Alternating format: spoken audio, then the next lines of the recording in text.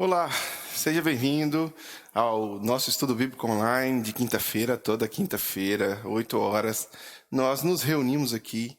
Você que é membro da nossa igreja, a Igreja do Coração, que já tem o costume de congregar conosco e de também ser coparticipante nesta obra, né?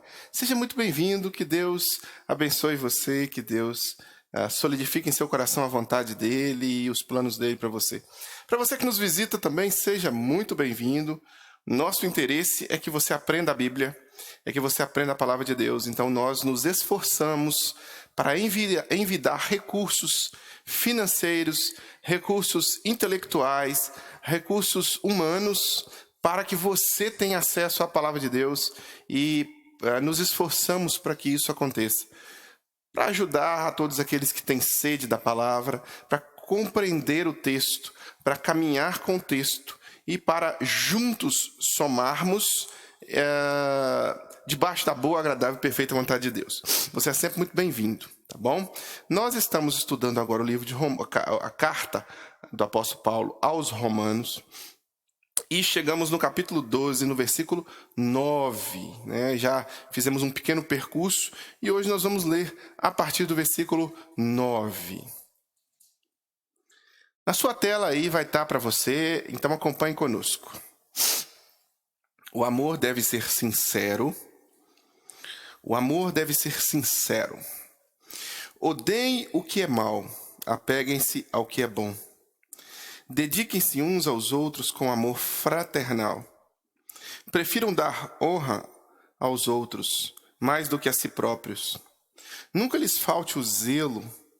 Sejam fervorosos no espírito. Sirvam ao Senhor.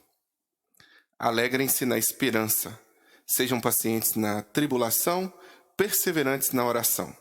Compartilhem o que vocês têm com os santos em suas necessidades. Pratiquem a hospitalidade. Abençoem aqueles que os perseguem. Abençoem e não os amaldiçoem. Alegrem-se com os que se alegram. Chorem com os que choram. Tenham uma mesma atitude uns para com os outros. Não sejam orgulhosos, mas estejam dispostos a associar-se a pessoas de posição inferior. Não sejam sábios aos seus próprios olhos. Não retribuam a ninguém mal por mal. Procurem fazer o que é correto aos olhos de todos. Façam todo o possível para viver em paz com todos. Amados, nunca procurem vingar-se, mas deixem com Deus a ira, pois está escrito: minha é a vingança, eu retribuirei, diz o Senhor.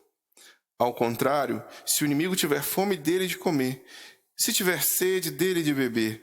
Fazendo isso, você amontoará brasas vivas sobre a cabeça dele. Não se deixem vencer pelo mal, mas vençam o mal com o bem. Aqui nós vemos o apóstolo Paulo fazer um tratado, né? Esses versículos, do versículo 9 ao versículo 21, nós temos um verdadeiro tratado de boas virtudes. Eu vou chamar disso, né? Tratado de boas virtudes.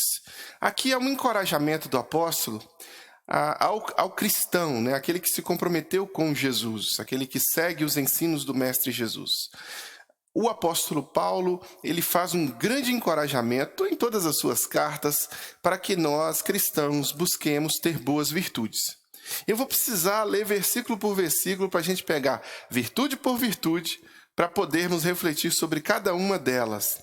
Mas aqui há uma intenção do apóstolo em encorajar cada cristão de Roma a buscar cultivar em sua própria vida as boas virtudes. Por quê? Você precisa entender que este povo aqui, ele não tem o Novo Testamento escrito para ele acessar como nós temos. Ele não tem os detalhes da história, da sistematização teológica, doutrinária. Então está sendo formado. Eles estão sendo as letras vivas da história. E como letras vivas da história que está sendo registrada para nós que viemos depois, eles estão passando por uma transição. Aqueles que vieram da circuncisão, ou seja, aqueles que vieram oriundos do ensino hebraico, do ensino judaico, eles estavam carregando muitas práticas do velho pacto, da velha aliança, do Velho Testamento, né? Práticas até mesmo culturais, de saúde, sociais, antropológicas. Essas práticas, elas estavam ligadas ao ensino que agora em diante, com a nova aliança, a chamada lei, ela não teria mais o efeito, porque o efeito do Antigo Testamento, no sentido de leis e no sentido de apontamentos, era até Cristo. Então, o Cordeiro no Antigo Testamento é o Cordeiro do Novo Testamento. Aponta para o Cordeiro do Novo Testamento. E o Cordeiro do Novo Testamento é Jesus, né? A lei aponta para a graça. Então aqui, o que Paulo está fazendo? Ele está mostrando que novas virtudes, novos caminhos devem ser procurados por todo cristão. Aqui não mais haveria o antigo olho por olho, dente por dente. Você tem que prestar bem atenção que no Antigo Testamento era olho por olho, dente por dente. Na velha aliança, a alma que pecar, esta morrerá.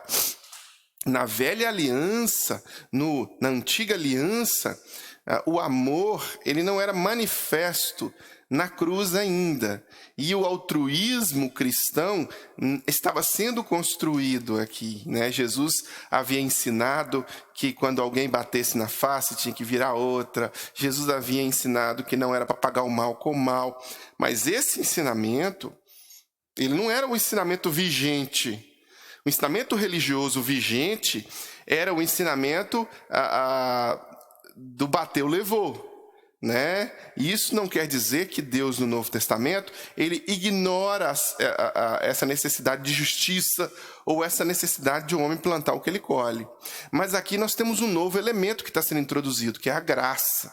É o favor não merecido, o perdão. Não que ele esteja introduzido agora. Ele já é desde o início. Mas que ele está sendo desenvolvido na compreensão dos seres humanos, né? A sistematização, tanto teológica quanto social, compreende agora a graça, né? O favor imerecido. E com isso, o apóstolo tenta incentivar na igreja de Roma, e como consequência em nós, virtudes que até então não são tão cultivadas como práticas cristãs, como práticas religiosas. Né? E aí o apóstolo vem, no versículo 9, falar do amor sincero. Né? No capítulo 13 de 1 Coríntios, ele faz um tratado também. Aqui ele faz um tratado sobre as virtudes. Lá ele faz um tratado sobre o amor. Né? Ainda que eu ande pelo vale... Não, ainda que eu fale a língua dos homens e dos anjos, sem amor eu nada serei. Né? Renato Russo pega essa parte e introduz em uma de suas músicas, né? Monte Castelo, para ilustrar ali a sua intenção de mostrar o que é o amor, né? O amor é puro, o amor é fogo que arde, o amor é isso, o amor é aquilo. Mas Paulo havia feito esse tratado sobre amor no capítulo 13 de Coríntios, falando que o amor não se ensoberbece, que o amor não arde em ciúmes, que o amor é paciente, é benigno. E o amor, o apóstolo tenta ensinar aqui, que ele deve ser sincero. Então a sinceridade é o pressuposto do amor, que seja um amor não fingido, né? Porque hoje as pessoas, e aqui nós não estamos falando de um amor carnal ou de um amor marido e mulher, namorado, namorada, nós estamos falando de um amor fraternal, que seja um amor sincero, que seja um amor que de fato ele possa perpassar qualquer situação ruim, né, que tenha acontecido, e que nós cristãos somos instigados, encorajados a viver esse amor sincero. É muito difícil, às vezes, você desenvolver um amor sincero diante de situações como ofensas, como males feitos contra você. E aqui está o desafio. O desafio é esse, que você, independente do que aconteça contra você, você desenvolva um amor sincero, que você odeie o mal, o que é mal, né?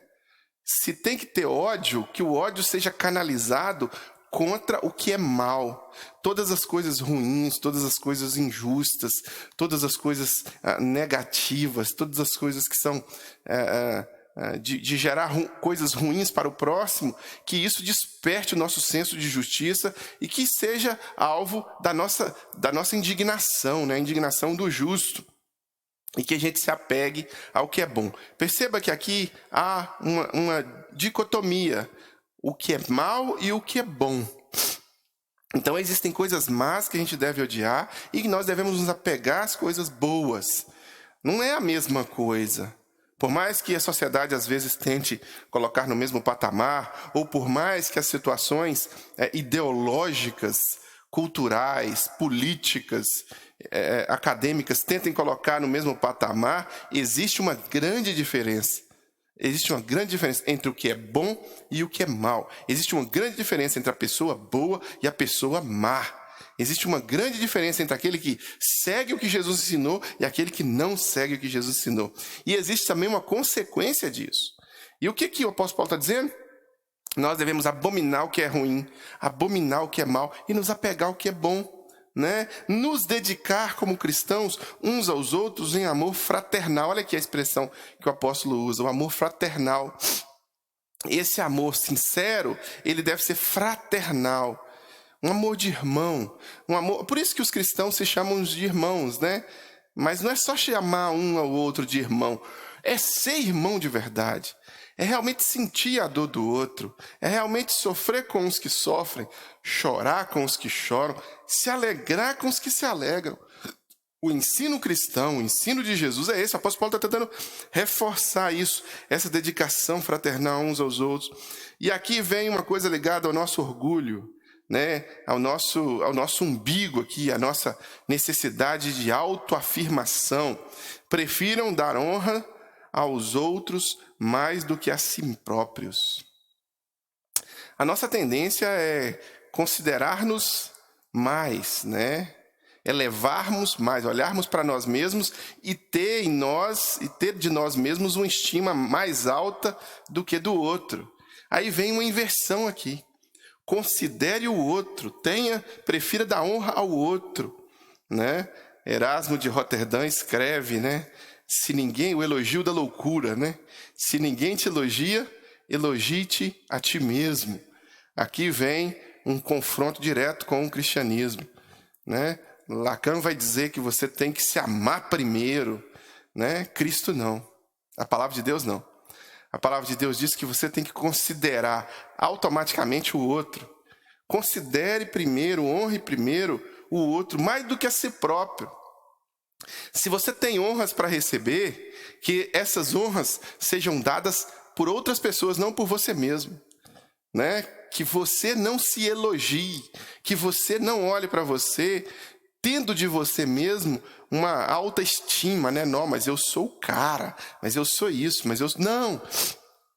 Que você tenha humildade. Ele está tentando forjar aqui no cristianismo, nos cristãos, em mim, em você, uma submissão à humildade. E por mais que nós tenhamos honras para receber, que essas honras sejam dadas por outras pessoas e não por nós mesmos, né? Nunca lhes falte o zelo. Sejam fervorosos no espírito, sirvam ao Senhor. Zelo, presteza, prontidão, proatividade, sabe? Ser de fato um cristão que zela pelas coisas de Cristo, que zela pela igreja de Cristo, que zela pela causa de Cristo, que zela pelo reino de Deus, né? Ter zelo para consigo mesmo e ter zelo para com as coisas de Deus, não ser um cristão desmazelado, né? A gente usa a expressão desmazelado, que seja um cristão que possua zelo, que tenha disciplinas espirituais, que tenha convívio espiritual congregacional, que seja dizimista, que seja envolvido com a obra de Deus, que sirva, que de alguma forma, aqui ele usa a esperança, sejam fervorosos no espírito, né? Que tenha fervor no espírito em servir ao Senhor. Por exemplo, na sua igreja você tem muitas opções para fervorosamente servir ao Senhor, para realmente se dedicar ao Senhor.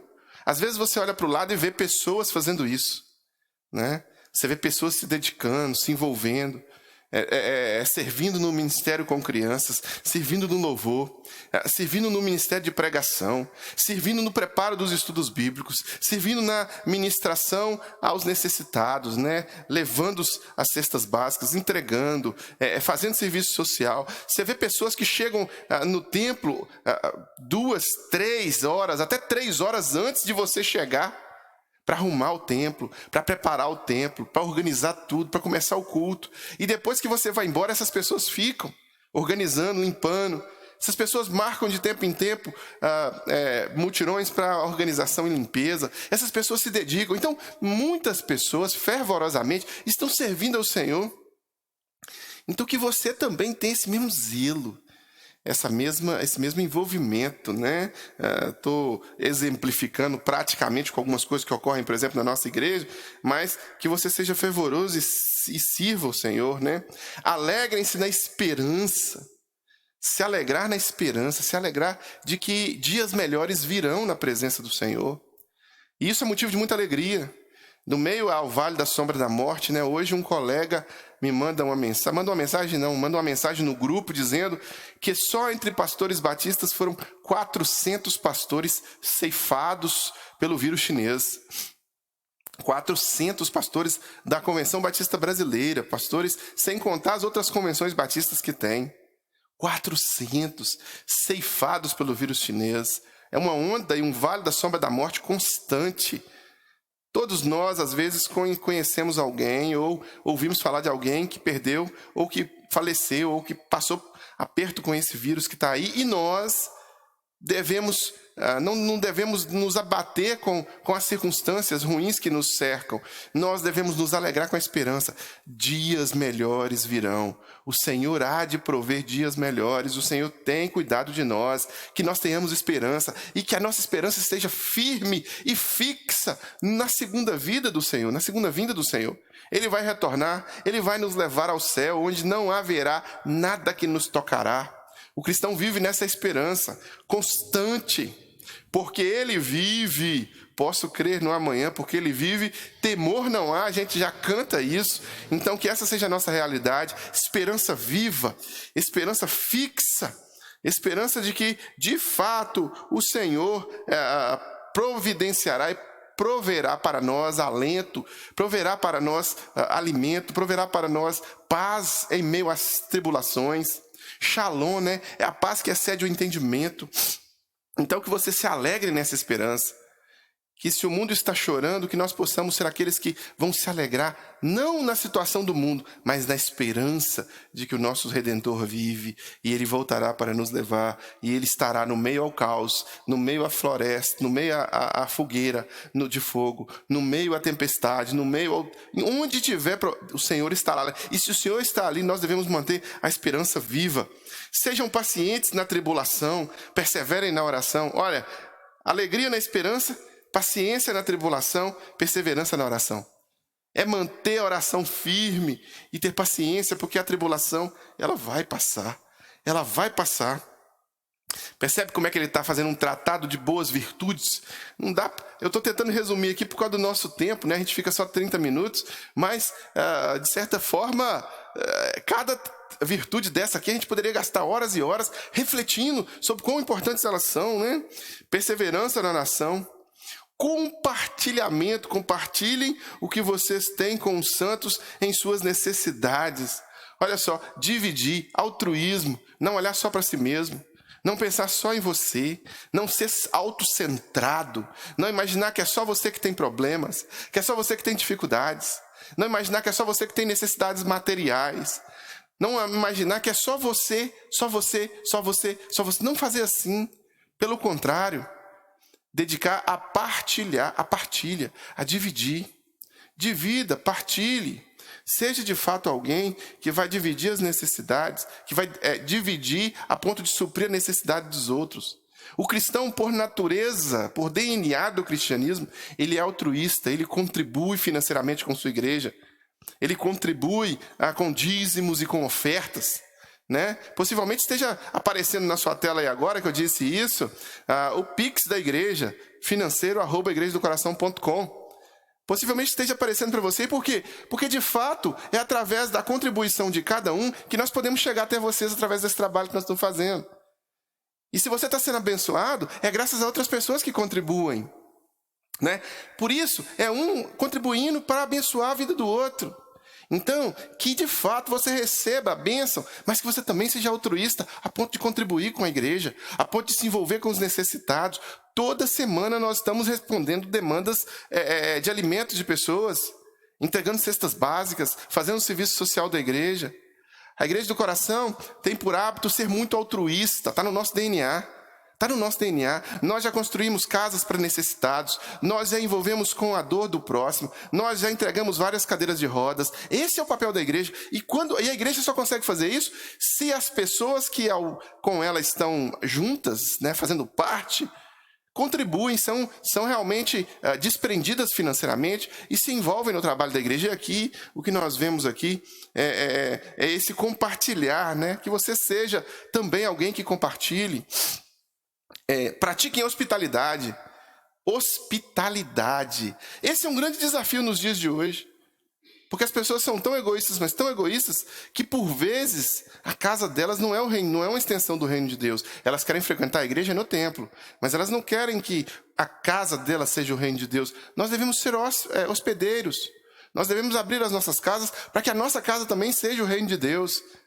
A Igreja do Coração, esta igreja que se reúne na Avenida Dom José Gaspar, número 185, no bairro Coração Eucarístico hoje, ela começou no meu apartamento. No meu apartamento com uma salinha pequenininha. E esse apartamento serviu de templo, serviu de escola bíblica, serviu de célula, de pequeno grupo, serviu de atendimento aos necessitados, serviu de sala de aconselhamento, serviu de sala de estudo bíblico, serviu de pequeno grupo tão importante de oração. É assim. Serviu de moradia para os membros da nossa igreja. Vários dos membros da nossa igreja puderam ser acolhidos no meu apartamento onde eu comecei a igreja. Então nós devemos ser hospitaleiros, acolhedores.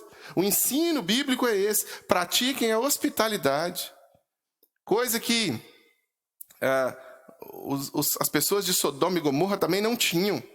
Eles não eram hospitaleiros. Eles tinham práticas sexuais perversas, tinham. Mas eles também tinham falta de hospitalidade. Nós devemos viver no contexto cristão. Ele tem hospitalidade no coração, né? Abençoem aqueles que os perseguem. Abençoe e não amaldiçoe. Ele frisa. Se tem alguém te perseguindo, ora por ela, abençoa. Não quer dizer que você tem que ser capaz da pessoa que te persegue, não. Não é isso que ele está dizendo. Mas ele está dizendo que você não venha pagar o mal com o mal. Ele vai dizer aqui, abençoe aqueles que vos perseguem. E não amaldiçoe, não seja como ela, seja diferente. Eu sei que dói, eu sei que é ruim, eu sei que não é bom, mas não imite os maus. Não seja um imitador do mal. Imite a Cristo Jesus, que enquanto estava sendo açoitado, crucificado, torturado, ele dizia: Pai, perdoa-os porque eles não sabem o que fazem. Olha, eu vou te dizer uma coisa. A gente só dá o que a gente tem. E se você tiver no seu coração, se o seu coração transbordar de perdão, que você ofereça o perdão.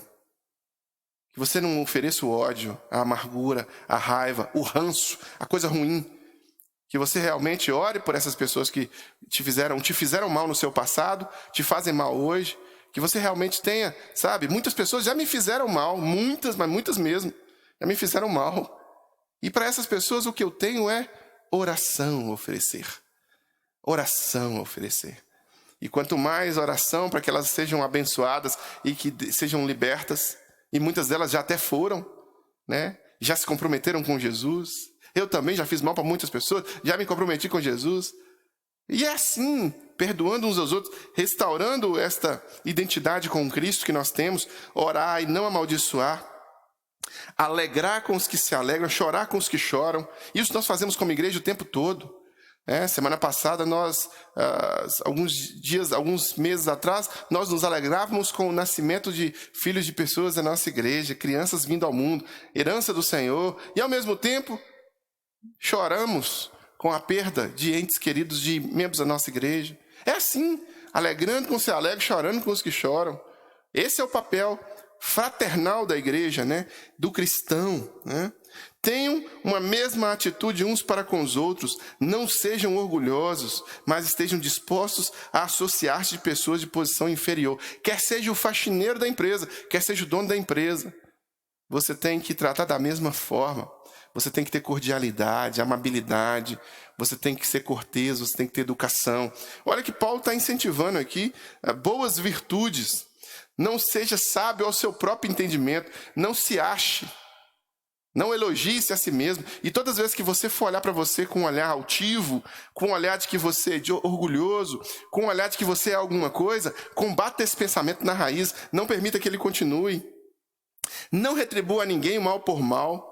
Procure sempre fazer correto o que é correto aos olhos de todos. Façam todo o possível para viver a paz com todos. Olha só, você tem que fazer todo o possível para viver a paz com todos. Isso não quer dizer que, por vezes, você não vai entrar em guerras. Não quer dizer. Você tem que fazer todo o possível para fazer a paz.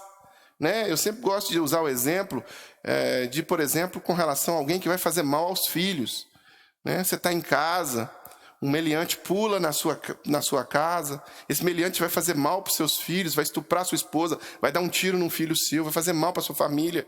Você tem que buscar ter a paz com ele, mas se ele não quiser ter a paz, se ele já saltou o muro com má intenção, não tem mais jeito. O que você vai fazer? Você vai deixar sua esposa ser estuprada? Não. É óbvio que não, porque o primeiro ato de um homem cristão é proteger a sua esposa, proteger a sua prole. Né? Ele é o sacerdote do lar, ele é o pastor daquelas ovelhas, ele tem um cajado na mão. E se ele tem uma arma ali, por exemplo, né, ele vai ter que defender aquela esposa, aqueles filhos, com aquela arma. Né? Claro, registrada, devidamente registrada dentro dos trâmites legais e tudo. Então, você procura ao máximo ter a paz com todos. É isso que o apóstolo está dizendo. Então, você tem que procurar ao máximo ter a paz com todos, não caçar confusão, não ser uma pessoa de treta, de confusão que quer, sabe? Não, buscar ter a paz. E aí, se não tiver jeito, né, é aquele ditado, né? Não é bem assim como o ditado, né? Dou um boi para não entrar numa briga, mas uma boiada para não sair. Não é bem por aí. Mas é realmente tentar o todo possível de não ir atrás da confusão. Mas se não tiver jeito, vai ter momentos que você vai ter que, infelizmente, como eu citei o exemplo aqui, né? Um cristão, um marido cristão, um homem cristão, ele tem que honrar sua família e proteger sua família de todo mal. Ele é o provedor financeiro e não pode deixar o filho morrer de fome, mas ele também não pode deixar um meliante, um bandido, tirar a vida do seu filho de jeito nenhum. Então, na medida do possível, ele tem que manter a paz com todos. Nunca procurar se vingar, mas deixar com Deus a ira. Alguém te fez mal, você não tem que vingar dessa pessoa. Deixa. Eu costumo dizer que o veneno que é produzido pelas pessoas do mal, eles vão engolir boa parte desse veneno. Eles vão espirrar em você. Vai esguichar. Os caninos malignos vão esguichar em você algum veneno. Mas esse veneno vai escorrer dentro da própria boca dele. E aí ele mesmo vai se enforcar. E aí ele mesmo vai colher o mal que ele planta. É assim. A Bíblia é muito clara. Olha todos os homens maus. Eles fizeram maldades e eles colhem o fruto da maldade que plantam. Sempre vão colher. Você não precisa fazer nada. Você não precisa correr atrás de vingar, né? Nunca procure se vingar, mas deixe com Deus a ira. Pois está escrito... Aí ele dá um exemplo do que está escrito, né? Minha é a vingança, eu retribuirei, diz o Senhor. Ao contrário, se o inimigo tiver fome, dele de comer. É isso aí. Se tiver sede, dele de beber. Quando você estende a mão, né? O apóstolo Paulo fez isso. Ele estendeu a mão até a morte, né? Ele estendeu a mão e esse estender de mão do apóstolo Paulo deixou pulgas, brasas amontoadas. Como é que nós estamos fazendo mal para Jesus e ele está nos abençoando? Como é que nós estamos fazendo mal para Paulo e ele está nos abençoando? Né? E que a gente aprenda a fazer isso, que a gente aprenda realmente a não deixar vencer pelo mal, mas que o mal seja vencido pelo bem, né? O bem seja maior. Esse tratado das virtudes aqui é um encorajamento para nós cristãos. Então você que é cristão, sinta-se desafiado pelo apóstolo Paulo agora a deixar o bem transbordar na sua vida e reduzir a prática do mal. Não imites a multidão na prática do mal. Não vá através do caminho dos maus. Esteja pronto a receber de Deus a orientação e reorientar a sua vida. Então, eu quero te fazer um desafio hoje. Que as virtudes sejam alvo das suas orações a partir de hoje. Que essas virtudes que nós lemos aqui sejam alvo da sua prática a partir de hoje. Que você possa aumentar em doses cavalares essas virtudes e que você possa diminuir o que for oposto às virtudes. Que as coisas boas possam crescer no seu coração cada vez mais e que as coisas ruins possam diminuir no seu coração cada vez mais. E isso só é possível se você estiver ligado à videira, que é Jesus Cristo. Jesus Cristo disse: sem mim nada podeis fazer. Eu sou a videira, vós sois os ramos da videira. Sem mim nada podeis fazer. Que isso seja um alvo seu a partir de hoje. Esteja em Jesus, esteja em Cristo. E em Cristo desenvolva essas virtudes. Em Cristo se envolva com o que é bom e se afaste do que é mal. Vamos orar agora. E nessa oração eu incluo a sua família, incluo a sua vida. E também quero incluir esse desafio feito hoje. Que você possa se comprometer com o que é bom e se afastar do que é mal. Quero reiterar que nós estamos reunidos na Avenida Dom José Gaspar, número 185, no bairro Coração Eucarístico, todo domingo às 18 horas. Todo domingo. Venha, se você está na Grande Belo Horizonte, venha, saia de casa, esteja congregando conosco. Será um prazer receber você aqui, será um prazer congregar com você. Você também, caso queira contribuir com este projeto, com os projetos da Igreja do Coração, com esse ministério, você pode enviar o seu Pix para financeiro@igrejadocoração.com. E se você quiser se envolver mais, e você já é da Igreja do Coração, mas você quer se envolver mais ainda, olha, eu quero servir no louvor, nos procure. Eu quero servir no Ministério de Recepção da igreja, nos procure. Eu quero ajudar a igreja no Ministério de Transmissão, no Ministério Alegria, Ministério de Crianças. São muitos os ministérios que você pode servir. Então me procura um dos líderes de ministério e se envolva mais, se entregue mais. Estamos aí, a igreja existe para congregar os seus membros em serviço a Deus. Tá bom? Então agora a gente vai agradecer. E se você fez um compromisso, coloque esse compromisso diante do Senhor. Se você tem um pedido para a sua família, coloca também aí diante de Deus a sua família, o membro da sua família que precisa de oração, ou você mesmo. Oremos. Pai, no nome precioso de Jesus, oramos ao Senhor agora, clamando a Tua graça, a Tua misericórdia sobre as nossas vidas. Que estas virtudes que descrevemos aqui, a partir do apóstolo Paulo, vindo do Teu Espírito Santo, que possam ser virtudes cultivadas no nosso coração e que nós possamos desenvolvê-las potencialmente, cada vez mais, exponencialmente, que elas sejam potencializadas no nosso coração, na nossa prática diária, e que o oposto a essas virtudes, as maldades, as coisas ruins, as invejas, os problemas, oh Deus, em nome de Jesus, queremos nos apartar delas, que não sejamos imitadores dos homens maus e imitemos o que é puro e bom, e que essa seja a realidade nossa como cristão. Abençoe nossa casa, abençoe nossa família, seja conosco, abençoe esse compromisso que fazemos hoje. Em nome de Jesus, amém e amém. Que Deus te abençoe, que o amor de Deus o Pai, comunhão e consolação do Santo Espírito e graça de Jesus seja sobre você e sobre sua família. Nos vemos no nosso próximo encontro.